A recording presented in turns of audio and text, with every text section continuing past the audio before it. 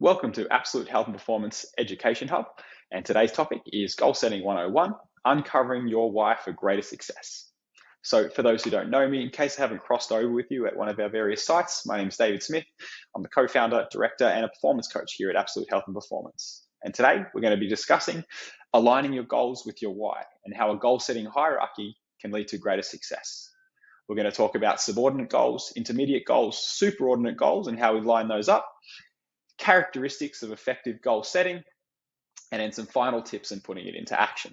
So let's start with setting the scene in how changing habits is what is required to reach your goals. So it's a complicated process and it can never be a one size fits all. So following someone else's journey is not necessarily going to be helpful for you. It's an unconscious nature of our habits, and whether that's good habits or bad habits that make them incredibly difficult to change. In fact, to develop a new habit requires a distinct neural network, and this takes time. In fact, up to 6 months to recreate these neural networks, but the average of setting up a new habit is about 66 days. Now, that's not a short period of time. And if we're relying on motivation, which is a finite resource, it's going to lead to falling off the wagon, so to speak. So it's important we find deeper meanings in any goal setting we create, and that's going to lead to a more successful and a habit formation journey. So it's not about SMART goals. I'm sure we've all heard that, whether it be specific, measurable, attainable, relevant, and time-bound, and there's many different versions of that acronym. Now, it was designed for a corporate setting, and this was in place to keep employees on task, but is not appropriate or effective for health goals. So it's a time we let that acronym go. So setting the scene for healthy habits, it's about seeking superordinate purpose. And what that means is our goal should start small, and this is the subordinate level, and I'll explain more, to be manageable. But it's important that we find your why first, your ideal self. It's a values focused. They must be directed, any of your goals that you set must be directed to a larger purpose and identity based. Establishing this goal hierarchy, and we'll go through an example shortly, is key for your success, particularly in health goal settings. Our superordinate goal, this is the bigger picture concept of what your ideal self is. Then we have the intermediate goals, and this is the direction towards your superordinate, and there's many pathways that can get you there. And then we have the subordinate, and this is the goals that most people will traditionally set. It's the how, it's the actionable components to it all. Now, what this is beneficial is that you'll soon see that there's many roads that lead to Rome, so to speak. Your goals of achieving with this particular superordinate or ideal self can be supported in more ways than one. And this will help you keep you on track and help keep you motivated when you have a bad day. So here's a great example. So right at the top of the hierarchy, we see there's the ideal self. And within that, then our superordinate goals, here's an example that you want to be confident and you want to be healthy. Now, there's many ways that we can achieve that. So then we take down to the intermediate goals, which is the directions. And to be confident, maybe you want to upskill in your profession, you want to manage your work stress, you want to be strong and fit, and you want to get enough sleep.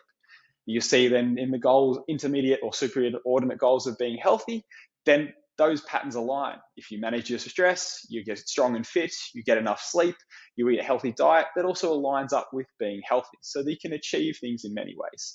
And then we go down to the bottom level, which is the subordinate goals. And this is the actionable parts. This is the bit where you're setting some plans in place. And here's a great example. We're going to focus on the strong and fit bit. Attend your personal training session 2 times per week. You're going to walk your dog 3 times per week, and you're going to want to put your phones down from 8 p.m. You can see that each of those will also touch into other areas of the intermediate goal. But ultimately, what it means is maybe there's a day when you're not feeling energetic and you don't want to go out and walk the dog, or it's bucketing down with rain. You're not going to feel like a failure because you can work along those subordinate goals and go, okay, well, I wasn't able to get out my walk, or I couldn't attend my PT session today. But if I relax and put my phones down from 8 p.m., then I'm still doing positive things that's going to take me towards my superordinate goal or my ideal self. So it's a very great way to ensure that we don't have senses of failure, but we have a constant sense of success. Many roads leads to Rome. So let's look at some characteristics of effective goals. And we're going to start with approach goals versus avoidance goals. Some examples we'll look over here. An avoidance goal will be, I will spend less time sitting still. Changing that to a more positive outlook, I will strength train 2 times per week. An avoidance goal, I will eat less takeaways. An approach goal, I will eat more vegetables, moving towards the positives. An avoidance goal, I will stop looking at my phone in bed. An approach goal, I will take time to wind down at the end of the day. It frames your targets in a far more positive light, and this improves positive emotion, improves our thought processes, and our self-evaluation. And this is particularly critical for our self-efficacy, which is part of our psychological health. It increases your chance of success, and this is especially for health-related goals. You get greater sense of enjoyment in the process of doing so, and your health and confidence is intimately linked. The next step we're going to look at is flexible versus rigid goals. So let's start with some of those examples. A rigid goal setting is something to do with, I will only achieve my physical fitness by doing cardio. I only do cardio. Versus, I have a variety of ways to keep active. Number 2 here, if I don't do my planned exercise, then I may as well do nothing for the day because I've failed the day. Versus, I will have acceptance for deviations to my plan because I know that there's many roads that lead to Rome. Or 3, probably the more common one you might see, particularly for diet side of things, is there's no carbs, or no fats, or no breads, or no desserts, or insert any silly restriction diet here. Versus, I will choose to eat a wide variety of foods as there are many healthy ways to eat. And how flexible and rigid laid out is that rigid restraint can be quite damaging, especially for health. It can lead to disordered eating, body dysmorphia, and particularly a poorer perceived overall sense of well-being. It creates made-up boundaries and limitations that are not actually real, and remember that many roads will take you to Rome. So flexible is going to be more successful for you in the long term than any rigid restraint with your goal setting. Greater tolerance to deviations and understanding you can reach this in so many ways prevents what I'll term the YOLO effect, or you only live once, where you remove the pursuit of perfectionism, so you're less likely to throw the baby out with the bathwater. The next one we're going to look at for effective characteristics of goal setting is process versus outcome. So examples here are, the outcome is I want to deadlift 100 kilos by a particular date, versus I want to learn how to improve my deadlift technique. At the end of the day, we're going to reach the same place, but it's how we frame it. Number 2, I want to run 5 kilometers in 20 minutes, versus I will run with my dog 2 times per week. And number 3, I want to lose 5 kilos, the outcome, versus I'm going to eat more protein and vegetables in my diet. So how that looks is we strive for the outcome, of course. We want to make sure we don't let it dictate our journey. Our skills, our behaviors, and our habits over time is what's going to lead to success with your goal setting, particularly in the health space. It allows you to focus on all the things that are in your control in the very short term, whereas if you focus only on the gap between where you are now and where you want to be, it's not actually exactly helpful for your motivation. It helps create meaning in every little step that you do along the way versus the sense of failure until this finite outcome is reached over time. And the last one, mastery versus performance when it comes to characteristics of effective goal setting. So let's start with performance. I want to be able to do a 50 kilogram snatch, versus mastery.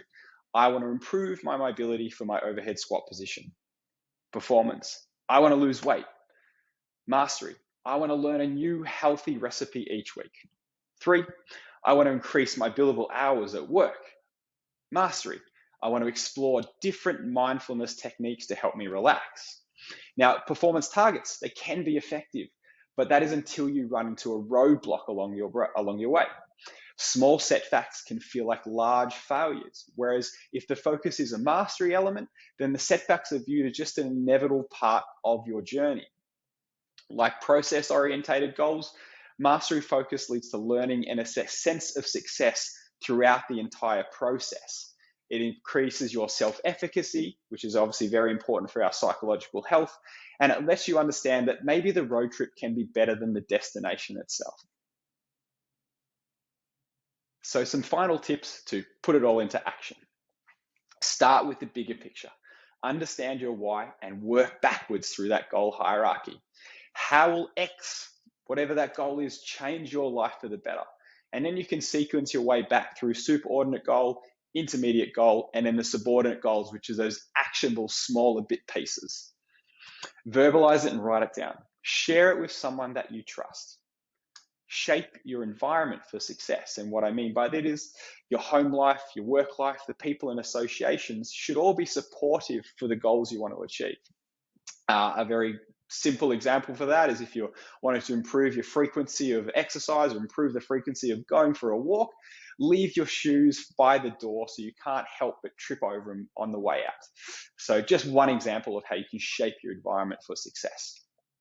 Actions and the subordinate steps, we need to remember they need to be approaching goals. You need to have flexibility with them, and we should be focused on the process and the sense of seeking mastery versus all the rigid restraint that can be quite damaging with your overall motivation. And remember, it's not a solo journey. So seek support along the way, whether that be friends, loved ones, or experts like we have here at Absolute Health and Performance.